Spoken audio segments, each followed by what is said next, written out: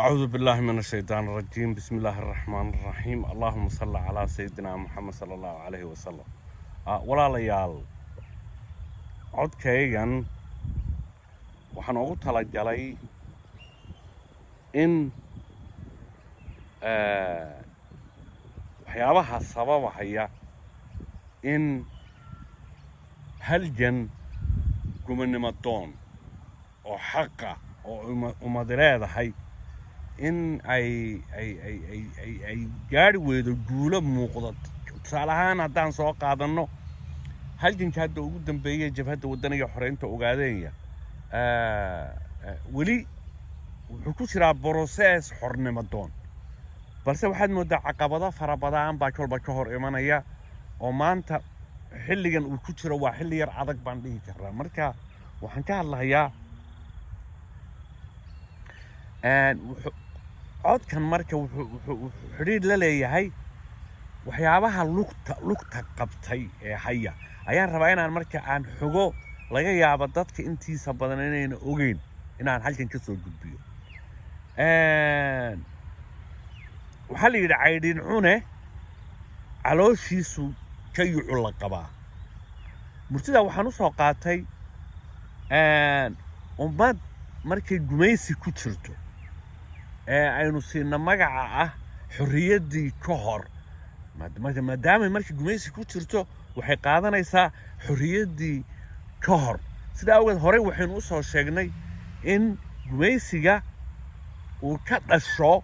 cudurro fara badan oo aynu soo taxnay oo aynu soo sheegnay oo ilaa 33 xanuun oo cudurro ah oo ka dhashay gumaysiga ayaa jira. 33 iyo ka badan wey. marka waxaan ka wadaa cudurrada markii gumaysigu dhalinayo ayaa waxaad moodaa ummad aan xoroobin dhammaantood. waxaan dhihi karnaa xorriyaddeeda ka hor waa isma dhaanto iyo dhasheedii. waayo isma dhaanto iyo dhasheedii maxaan ka wadaa marka? waxaan ka wadaa waxaan mar isbarbar dhigaynaa marka islaamnimada ayaa waxaan dhihi karnaa qayb ka mida islaamka ayaa wuxuu yahay islaam daciifa marka, isagoo astaan diimeed leh, astaan culimo leh, aqoon diimeed leh, ayaa haddana waxaad moodaa in wax dhammaystiran ma jiree uu islaam daciifa jiro. tusaale ahaan waxaan soo qaadanaynaa marka haddaan hadda soo qaadanno oon isbarbar dhigno hadda waddamada carabta ee maanta ugu dhaqaala roon hadda sida sacuudiga, waddanka qatar, imaaraadka, dubay aan dhahnay, saddexdaa waddan waa qani, lacag bay haystaan, shidaalkoodii bay ka faa'iidaysteen. waddamadaas marka walaalayaal waad arkayseen iyaga oo ummaddii masaakiinteeda reer falastiin la tirtiray, defisiteed laga dhigay, la burburiyey. kuwii xaquudirirka u ahaa ee ummaddaa u dagaalamayeyna loo bixiyey argagixiso oo aan cid ka hadli jirtaaba jirin. marka siraha laga hayo hogaamiyaashaas waddamada aan soo tilmaamay ah ayaa waxay qaateen aragti ah inay isdaad raaciyaan oo ay dhaqaalahoodii xitaa ku furtaan. waad arkayseen kala hore xitaa diyaarado waaweynaa ee diyaaradihii maraykanka ah ee Force One lalahaa loo samaynayo oo la ballan qaaday in la siiyey lacagtiisii meeshii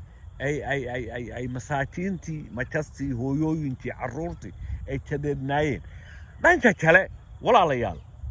haddaan soo gaabiyaa waxay tahay markaan leeyahay islaam daciifa eeg waddanka sacuudiga waxaa ku yaalla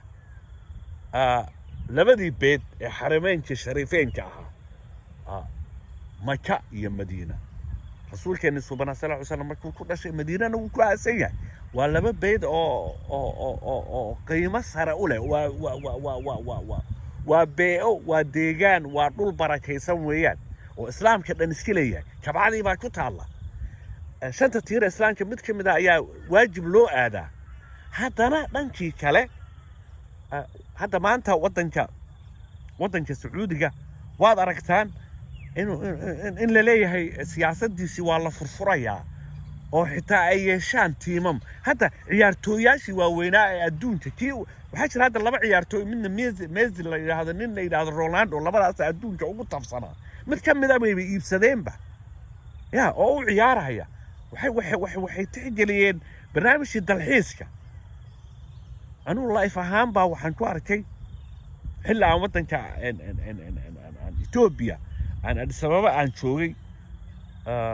waxaan arkay dhalinyarada ardayda Sacuudiga waxay u soo dalxiistagaan Ethiopia waxaan rabaa marka islaamkaas marka waa daciif baan dhihi karaa sidaasoo kale marka tusaalaha waxaan u soo qaatay xilligii aan ka hawlgelaynay East Africa ee aan dagaalka diblomaasiga iyo ka hubaysan ay jabhadda waddanka xoreynta ogaadayga kula soo jirtay gumaysi madooba Ethiopia waxaa lugtahayay oo la isticmaalahayay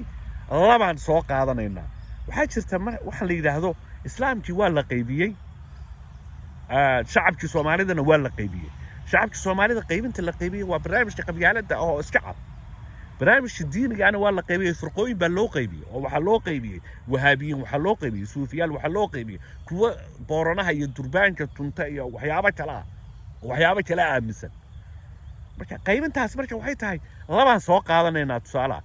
xilliyadii marka sagaashameeyadii marka godkii lagu cadaabkii Malaz Zeenaawi waxaa habeennimo xafiis habeennimo la keenay oo la curiyey ururkii al-itixaad la dhihi jiray hadda UWS u cubsiibtay aakhirkii intuu isdhiibay isagu liqay haddana haljankii jabhadda waddanka xoreynta ogaaday iyo hoolaalay ya qoladaas waxaan dhihi karaa waay shacabku fikirka noocaas iyo aragtidaas laga soo xawaalay laba ajandee huwanaayeen mid xidhiir la leh wadamada carabteen hadda sheegaya islaamka daciifka ah ee buliga ah hadda kaba soo qaad imaaraadku wuxuu buli u yahay siyaasadda reer galbeedka xidhiir la leh